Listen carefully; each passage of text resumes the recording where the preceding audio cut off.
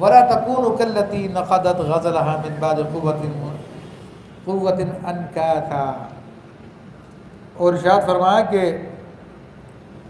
تم لوگ اس عورت کی طرح نہ ہو جانا کہ جس نے اپنا سوت مضبوطی کے بعد ریزہ ریزہ کر کے توڑ دیا۔ ایک مثال دی اللہ تبارک و تعالیٰ نے سمجھانے کے لیے۔ وہ کہتے ہیں کہ عرب میں ایک عورت تھی، وہ بڑی محنت کر کے سوت کاٹتی تھی اور بنتی تھی سوت کو، اور جب وہ بن لیتی تھی پھر اس کو توڑ دیا کرتی تھی، ٹکڑے ٹکڑے کر دیا کرتی تھی، یعنی بڑی محنت کرتی تھی، محنت کرنے کے بعد اس کو ضائع کر دیتی تھی۔ تو عربوں کے اندر پھر یہ محاورہ بن گیا تھا کہ کوئی شخص بہت محنت کرنے کے بعد پھر اپنی محنت پہ پانی پھیر دے تو کہتے تھے کہ بھائی سورج کی طرح مت ہو جانا، جب پہلے سود کاٹتی ہے پھر ٹکڑے ٹکڑے کر دیتی ہے۔ تو ایسے ہی اللہ تبارک و تعالیٰ نے لوگوں کو سمجھانے کے لیے مثال دی ہے، اے لوگوں جب تم قسمیں کھا کر اپنے وعدے پورے کر لو، عہد پکے کر لو، اچھائی کے عہد پکے کر لو، تو پھر اب اس کو توڑو مت۔ تمہاری مثال اس عورت کی سی ہو جائے گی جو محنت کرنے کے بعد خود اپنی محنت پہ پانی پھیر دیا کرتی تھی۔ تو اس لیے فرمایا کہ تتخذون ایمانکم دخلا بینکم ان تکون امۃ ہی اربا من امہ، اپنی قسمیں آپس میں ایک بے اصل بہانہ بناتے ہو کہ کہیں ایک گروہ دوسرے گروہ سے زیادہ نہ ہو۔ تو یہ یعنی کہ یہ جو قسمیں تم اٹھا رہے ہو یہ فساد کے لیے اٹھاتے ہو۔ تتخذون ایمانکم دخلا بینکم، یعنی تم فساد پیدا کرنے کے لیے اپنے آپس میں قسمیں اٹھاتے ہو۔ اور کیوں کرتے ہو ایسا؟ اس لیے کرتے ہو کہ چلو ایک ہمارا قبیلہ ایک دوسرا قبیلہ، کہیں ہمارے قبیلے سے آگے دوسرا قبیلہ نہ بڑھ جائے۔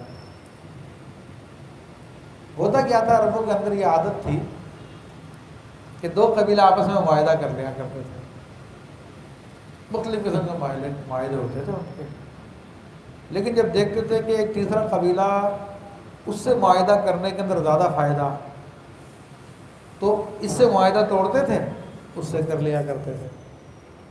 جس طرح کہ آج کی سیاست ہے نا، کتنے ہمارے سیاستدان ہیں جو اسلام کا نام مارتے ہیں اور جناب اسلام کا جھنڈا اٹھاتے ہیں اور بات بات میں دین کی باتیں کرتے رہتے ہیں، لیکن جہاں پہ کرسی کا ان کو نظر آ رہا ہوتا ہے کہ ان کے ساتھ ملنے سے کرسی مل جائے گی تو ادھر دوڑ جاتے ہیں، اور دیکھتے ہیں جب اس کے ساتھ ملنے سے کرسی مل جائے گی تو ادھر دوڑتے ہیں۔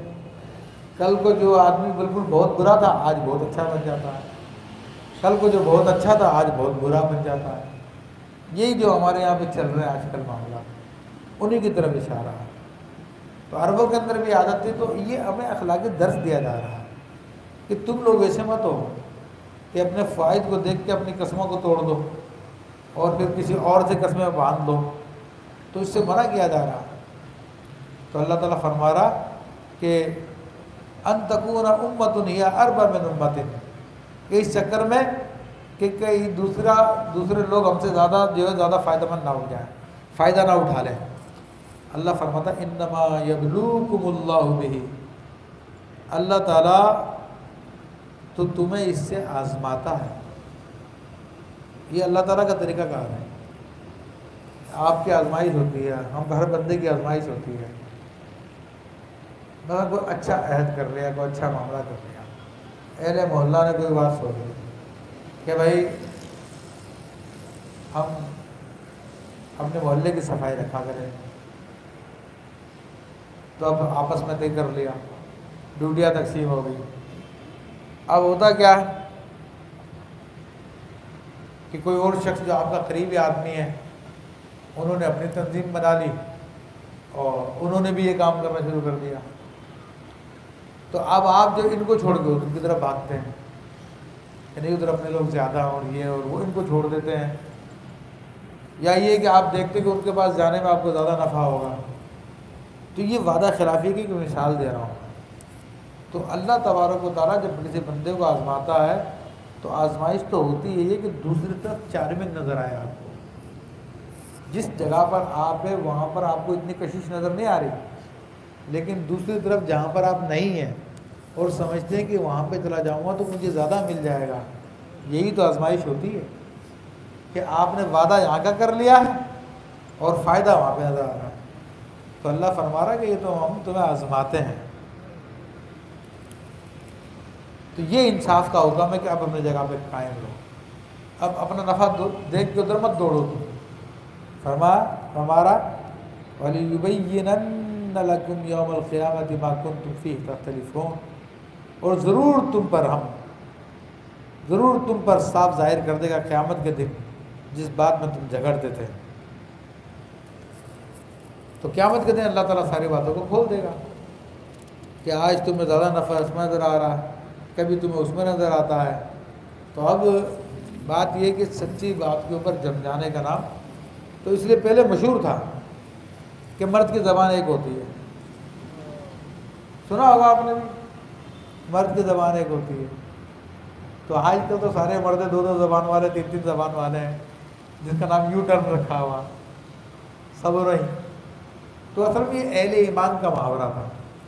جب دیندار لوگ زیادہ تھے، دین کو ماننے والے زیادہ تھے، دین پہ عمل کرنے والے زیادہ تھے، تو پھر یہ زبان کافی ہوتی تھی. لیکن اب دیندار کم ہو گئے، بے ایمان زیادہ ہو گئے. تو اس لیے ایک جو گناہ کا کام بھی ہے اس کو ایک اچھا سا نام دے دیا یو ٹرن، تاکہ وہ برائی نہ لگے. میں ایک کی بات نہیں کر رہا، یہ سارے لوگوں کا یہی معاملہ ہے. یو ٹرن لینا ان کی ایک عام اصطلاح بن گئی ہے. تو بہرحال قیامت کے دن اللہ تعالیٰ دکھا دے گا.